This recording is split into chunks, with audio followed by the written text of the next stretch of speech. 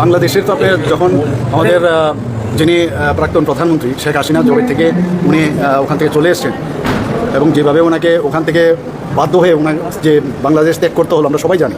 তারপর থেকে আমরা জানি যে এখানে কী হতে যাচ্ছে। সমস্ত ওই জায়গার যত উগ্রপন্থী ছিল, জেল থেকে চুর ডাকাত মানে বিভিন্ন ক্রাইমের সাথে যুক্ত, তারা দেখলাম মানে তালা খুলে দিয়েছে জেলে। তো এক্সপেক্টই করা যেতে পারে যে কী অবস্থা।